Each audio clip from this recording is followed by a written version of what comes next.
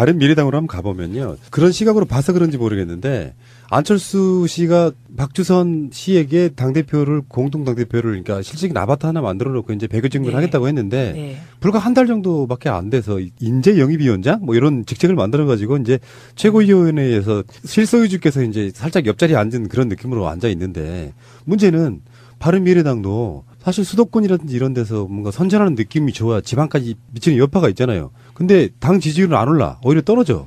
두 당이 합친 뒤에. 그러고 나서 안철수 씨가 결국에는 여기도 공당이니까 당선 가능성이 있건 없건 서울시장 출마를 해야 되는 게 맞기는 맞는 것 같아요. 출마를 하려고 했던 적도 있었고. 근데 안철수 입장에서는 지금 심하게 저울질하고 있다 보니까 유승민 당대표 입장에서는 출마해 달라니까?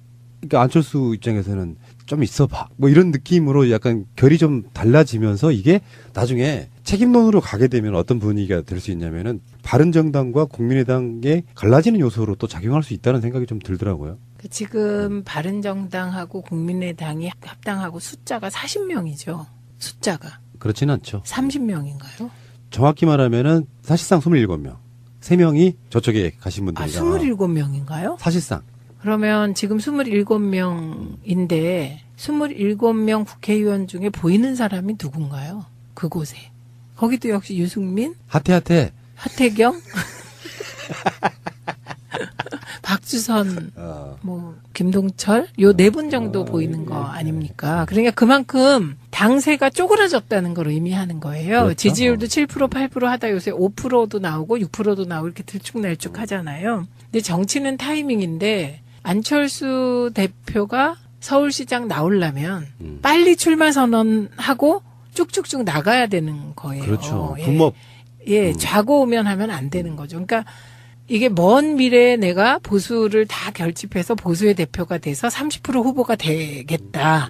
그거를 생각하면서 지금 현재 해야 될 행동을 머뭇거리면 30%는 그냥 사상 누각이 되는 것이거든요. 지금 딱 그런 타이밍을 놓쳤다 이렇게 봅니다. 안철수 씨 심리를 한번 분석해 보겠습니다. 총선 때까지는 좋았죠. 미지의 영역을 개척한 느낌이에요. 지역 감정을 유행했든 아니든. 그리고 본인 스스로가 다당제 구조에 있어서 자기는 전도사, 승부사 이렇게 생각을 했는데 대선으로 가면 당선 또는 2등 정도를 목표로 뛰었던 사람이에요. 근데 3위가 됐고 호남에서 대표를 하는 상황이 왔죠. 총선과 다르게. 그럼 일단 트라우마가 생겨요. 근데 그것은 자기 책임이라기보다는 어떤 그 촛불이라든지 흐름 속에서 우리가 당세가 크지 않으니 내가 이 표밖에 못 받은 거야라고 스스로 이제 셀프로 자기 위안을 삼죠. 그런데 바른정당과 합당해보고 하면서 뭔가 분위기가 떠야 되는데 분위기가 안 뜨고 더 쪼그라들고 있는데 여론조사가 잘 안 나오잖아요. 네. 그러니까 안철수 입장에서는 일종의 대선 트라우마 같은 게 있다고 일단 봐야 돼요. 한쪽에서는. 네. 그렇지만 정신승리는 뭐냐면은 우리 당세가 작으니까라고 계속 자기 위안을 삼는데 사실 40석의 국민의당을 30석 이하로 쪼갠 건 안철수 책임이에요. 네. 그러니까 자기가 스스로 셀프로 당세를 깎아먹고 있으면서 이제는 이제 쭈뼛쭈뼛해지는 거죠. 제가 예전에 몇 개월 전에 예측했던 건 뭐냐면은 서울시장을 나가는 척 하다가, 이게 이제 축구에서 보면 페이크 모션이라 그래서 헛다리 짚는 거 있잖아요. 이영표가 잘하는 거. 그것처럼 서울시장 쪽으로 나가려고 하다가 재보선에 숟가락 얹을 수도 있다라는 예상을 한번 해본 적이 있는데. 예. 그것도 지금 우습게 되고 있는 거죠. 그러니까 안 돼요, 안 돼. 우선 안철수 전 대표의 머릿속의 뇌지도에서 저는 가장 큰 건 대통령이 되고 싶다. 그거라고 봅니다. 초등학교 때. 이게 머리에. 예. 초등학교 때 장래 희망으로 쓰는 정도여야지요. 초딩이 무슨 대통령을 해요. 아니, 그냥 그렇고요. 그 두 번째로는 지방선거 밤이당이 2등 해야 된다. 이게 있을 것 같습니다. 2등의 기준이 뭘까요? 내가 보기엔 광역 한 석도 못 구할 것 같은데. 그거 최소한 득표율. 예, 득표율 얘기하는 거고. 그래서 그 2등 한 것을 바탕으로 자유한국당의 예를 들면 뭐 박지원 전 대표처럼 안 된다고 데드라인을 걸은 민평당 그때 그렇게 했잖아요. 그것처럼 몇 명 데드라인을 긋고 밤이당이 자유당을 흡수한다. 요게 머리에 있을 것 같아요. 그 세력으로 총선에 임해서 총선에서 지금 산술적으로 자유당, 밤이당 합치면 한 140석 되는 거죠. 140석 내지는 과반을 얻는다. 그리고 대선 간다. 저 머릿속에 그런 구상일 거라고 그런 봐요. 그림은 누구나 그릴 수 있지만. 누구나는 안 그리지. 왜냐하면 대통령 되겠다는 사람 그렇게 많지 않기 때문에요. 그러니까 정치평론가들은 뭐 이렇게 되면 이렇게 된다고 그릴 수는 있지만 진짜 중요한 건 냉철해질 필요가 있어요. 본인은. 왜냐하면 그 흐름 있잖아요. 네. 국민적 인기가 하락세냐 증가세냐 이런 것도 한번 볼 필요가 있고 그러니까 이미 안철수는 저는 대선을 끝나면서 그 득표율을 가져가지 못하고 한 자리 숫자로 떨어질 때 자기 스스로 느꼈어야 돼요. 내가 정치를 뭔가 잘못하고 있구나. 안철수는 어디 머물러 있냐면요. 총선 때 수도권에서 심지어 민주당보다 더 많이 뭐 얻는 표, 득표율 이런 거 있잖아요. 네. 그런 거에 머물러 있는 거예요. 계속. 그 생각으로 원점으로 돌려보겠다고 하지만 이제 안철수가 현실적으로 이길 수 있는 부분은 수도권에서 자유한국당보다 득표를 많이 얻는 정도라고 저는 봐요. 나머지는 다 난망하다고 보는데 그것도 사실 불가능해졌습니다. 수도권 자체에서 자유한국당보다 저는 높게 득표하기는 힘들 거라고 보거든요. 건전한 중도의 이미지는 지금 민주당이 다 흡수하고 있어요. 네. 안철수 씨는 저는 정계 은퇴하는 게 맞다고 봐요. 그래서 지금 두 개의 정신승리 기계가 돌아가고 있다는 거 아닙니까? 하나는 홍준표 대표, 다른 하나는 안철수 위원장. 그러니까. 그리고 지금 유승민 대표 같은 경우는 현실을 조금씩 인식하고 있어 보인다. 인식하고 있는 것으로 보인다. 그러면 이제 자유한국당하고 네. 바른정당하고 예상은 그렇지 않습니까? 그러니까 객관적으로 보는 사람들의 시각이 맞을 수도 있다는 부분이 어차피 지선을 대피하고 나면 정파적으로만 권력 싸움이 아니고 내부적인 권력 싸움이 더 무서운 거잖아요. 네. 그러면 최소한 여기서 선거의 대표의 책임론은 자유한국당에는 무조건 홍준표가 1순위가 네. 될 수밖에 네. 없고 바른미래당에서는 유승민일 것 같지는 않잖아요. 사람들이 유승민 때문에 졌다고 느끼지는 않잖아요. 일단 지금 현재 대표는 유승민, 박주선이니까 형식적으로는 유승민, 박주선 두 분이 책임을 지게 되죠. 그런데 이번에 인재영입위원장이란 이름으로 안철수 전 대표가 일단 지방선거 책임의 한 축이 된 거죠. 그리고 사실상은 많은 분들이 안철수를 바라보고 있는 거죠. 그러면 책임론에 휩싸이게 되고 어려워지겠죠, 더. 밤이는 누구 겁니까? 갬비 아바타 겁니다. 그 논쟁이 있을 수 있겠네요. 네. 확실히 지방선거가 끝나고 나서 뭐 몇 개월 후에는 정계 개편이 있을 수밖에 없겠네요. 딱. 그러니까 그거는 국민들이 투표로 강제하는 정계 개편이 될 것 같습니다. 그러니까 아마도 보수 쪽에 좀 뜻있는 유권자들은 걱정이 굉장히 많을 것 같아요. 자유한국당이 난 진짜 이게 우리도 아마 공포심 같은 것이 있을 수도 있어요. 어떤 공포심이냐면은 박근혜 파면 이후에는 안 그럴 것 같긴 한데 징조가 있었죠. 그러니까 총선 때 20대 총선 때도 징조가 있었는데 막상 선거에 딱 들어가면 저쪽이 선거를 이기는 방식의 것들이 꽤 많이 있었단 말이에요. 지금까지. 네. 그러다 보니까 불안한 거야. 민주당이 지지율이 막 50% 이상이 올라가도 막상 선거에 가면 투표율도 있고 막 불안하죠. 근데 문제는 저쪽은 아예 선수가 없는데. 그러니까 지금 뭐 이석연 꺼냈는데 나 안 해. 김병준 꺼냈는데 안 해. 사실상 안 한다고 한 거죠. 시간이 부족하다. 그러면 서울시장에 나갈 후보가 없으면 결국에는 김성태나 홍준표가 나가야 되는 상황까지 온 것이 아닌가. 뭐 중진둥이 한 명을 차출할 수도 네. 있겠죠. 근데 일정이 너무 척박하지 않아요? 왜냐하면 국민들 입장에서는 준비 안 된 사람을 막 집어넣는 건 좀 불편하고 이제 우리가 해왔던 것처럼 뭐 안철수와 남경필의 서로 간의 서울 경기 딜 뭐 이런 이야기까지 나오고 있긴 한데 제1야당이라고 하는 백성 넘는 정당이 서울시장 후보를 마땅히 못 내서 그냥 꾸깃꾸깃 누구를 집어넣는 느낌은 좀 그렇지 않습니까? 이미 그렇죠. 그래서 그걸 타개하는 방식은 홍준표 대표가 서울시장 출마하거나 아니면 이제 서울시장 나갔던 사람을 재수시키는 방식이 있습니다. 그리고 많은 분들이 이제 남경필은 경기도, 안철수는 서울 이렇게 얘기하시는데 그게 된다면 그건 바로 정기 개편이죠. 그러네요. 네, 제1야당이 서울시장 후보를 못 낸다는 상황은 그건 당으로서의 존립 가치가 없다 이렇게 판단되는 것이거든요.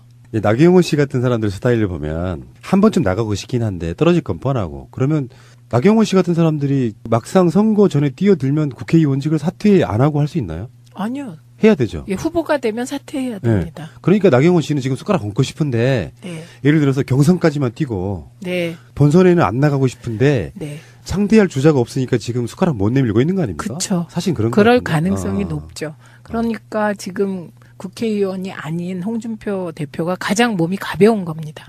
자유한국당의 지도부 입장이 돼 보면 정말 깝깝할 것 같아요. 이 깝깝함이 저희가 2007년에 겪은 상황입니다. 2007년에 대선에서 530만 표로 지고 그리고 18대 총선이 바로 있었잖아요. 그때 82석 얻었잖아요. 그 상황이 진짜 깝깝했고 그때는 정말 유능하고 괜찮은 민주당 후보가 다 우수수 떨어졌고 특히 486들이 대거 떨어졌잖아요. 그때 486들이 떨어진 것이 그때 당 운영을 되게 힘들게 했죠. 예, 그래서 그때는 뭐를 해도 질 것 같고 앞이 뿌옇고 제가 정동영 전 후보한테 들은 말 중에 가장 인상적이었던 게 2010년에 무상급식이 우리의 화두로 떠올랐을 때예요. 그때 이제 당대표 선거가 있었거든요. 그 후에. 거기에 정동영 전 후보가 출마를 했습니다. 그때 한 얘기가 이제는 그래도 방향이 보인다. 2007년 대선 때는 뭐를 아젠다로 해야 될지 방향이 안 보이더라는 거예요. 지금 보수는 바로 그 방향이 안 보인다에 직면해 있는 거죠. 방향이 안 보이고 방향이 안 보이니까 저 정당이 어디로 갈지 모르겠고 지금 오직 막말 정당인 거예요. 홍준표의 막말 정당에 내가 몸을 담고 싶은 사람 하나도 없고 다들 지방선거 이후에 보수가 재편될 거다. 그러면 보수가 재편될 때 내가 숟가락을 얹거나 들어가거나 뭐 이렇게 해야 되겠다. 이런 계산인 거거든요. 그러니까 어떻게 보면요. 이제 뭐 바른미래당하고 자유한국당하고 뭐 연대 이 개념은 제가 봤을 땐 그것도 난망한 부분이 있는 게 홍준표하고요. 안철수랑 캐릭터가 겹쳐요. 다를 것 같은데 완전히 스타일이 비슷해요. 독선적인 좀 느낌이 있고 제가 제시하는 정치 최고의 요즘의 어떤 스타일이랄까 이런 건 뭐냐면 지지자 이런 사람들한테 빚을 남기는 방식으로 뭔가 미안해서라도 당대표를 봐서라도 구성원들이 좀 나가줄까 막 이런 희생정신이 생겨야 되는데 혼자 갖고 있는 그 권력으로 뭐 제명 이딴 소리나 하고 입 닥치고 있어. 뭐 중진들이 무슨 의미가 있어. 뭐 험지에 나가 뭐 하다 보니까 사실 제가 요즘에 재밌어 하는 부분이 자유한국당의 현역 국회의원은 2명밖에 없더라. 그게 김성태하고 장제원이고 네. 원내대표 3명이 하는 것 같은 그런 느낌이잖아요. 그런 관점에서 보면 자유한국당 입장에서는 뭐 일부 개헌 논란이라든지 최근에 경찰 이런 부분으로 지지율을 일부 끌어올릴 수는 있는데 이게 선거에 유의미할 정도로 끌어올리지를 못하니 외부에 있는 사람들이 서울시장 한번 나가볼게 나가는 상황도 아니고 그러니까 홍준표 때문에 당이 쪼그러들고 있다는 건 사실 맞는 말인 것 같아요. 그렇죠. 예, 그래서 특급 도움이 3명이 있다는 거 아닙니까? 홍준표, 장제원, 김성태. 그러면 이제 앞으로 이렇게 할까요? 홍준표 씨를 우리 진영 사람으로 놓고 이야기할까요? 오랫동안 그 정치하시라고. 그런데 지금 제일 깝깝한 사람들이 누굴까요? 그러니까 자유한국당 이름으로 출마한 후보들일 겁니다. 예, 얼마나 깝깝하겠어요. 근데 이 깝깝함 중에도 예를 들면 도의원이나 시의원은 이게 작은 선거니까 인맥과 모와 기득권과 이런 걸로 치를 수 있습니다. 그런데 이제 그 17개 광역 시도 단체장에 도전하신 분 그리고 좀 규모가 큰 기초자치단체장에 도전하신 분들은 다 불안하잖아요. 그런데 왜 출마하냐 이런 의문이 들잖아요. 그리고 특히 지금 이제 자유한국당에 보면 그 원외 지역위원장들이 많이 출마하거든요. 전직 국회의원들. 이분들이 자치단체장에 도전하는 거, 기초에 도전하는 것은 당선되려고 한다기보다는 이후 국회의원 선거 나가려고 하는 겁니다. 제가 보기엔. 지명도 올리는? 예, 인지도가 최고고 그다음에 아까도 말씀하셨지만 측은지심이 선거에서 마지막 카드거든요. 근데 지난번에 떨어지더니 또 당을 위해서 나와서 또 떨어지네.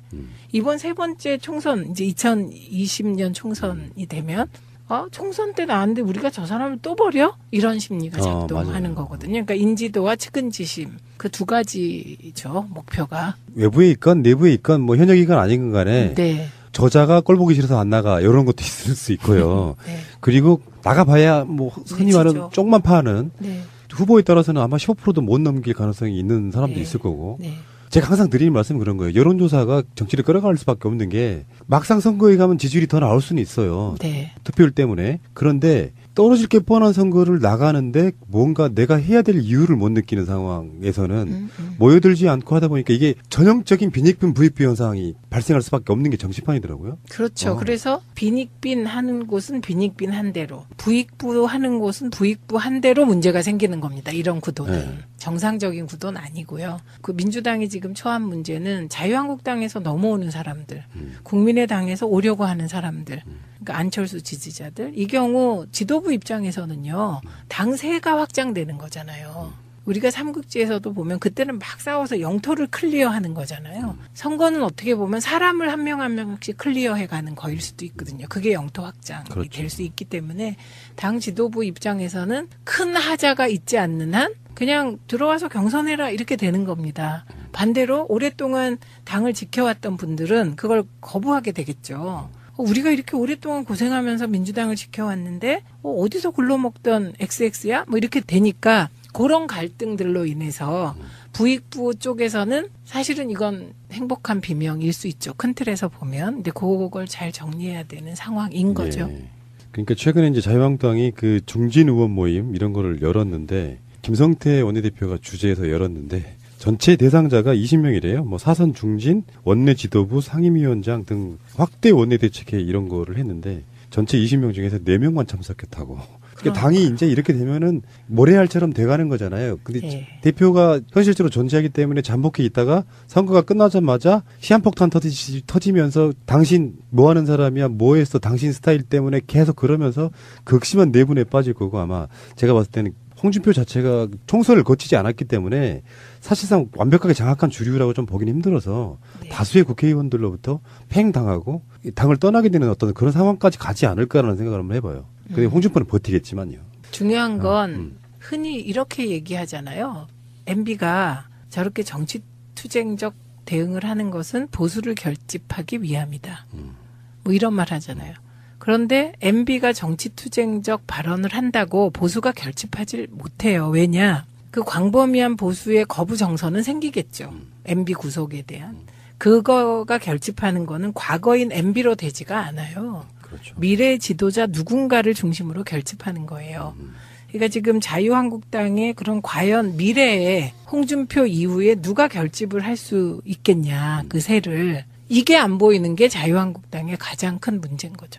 바른미래당으로 한번 가보면요. 그런 시각으로 봐서 그런지 모르겠는데 안철수 씨가 박주선 씨에게 당대표를 공동 당대표를 그러니까 실질적인 아바타 하나 만들어 놓고 이제 배교증을 네. 하겠다고 했는데 네. 불과 한 달 정도밖에 안 돼서 인재 영입위원장 뭐 이런 직책을 만들어 가지고 이제 최고위원회에서 실소유주께서 이제 살짝 옆자리에 앉은 그런 느낌으로 앉아 있는데 문제는 바른미래당도 사실 수도권이라든지 이런 데서 뭔가 선전하는 느낌이 좋아 지방까지 미치는 여파가 있잖아요. 근데 당 지지율은 안 올라. 오히려 떨어져.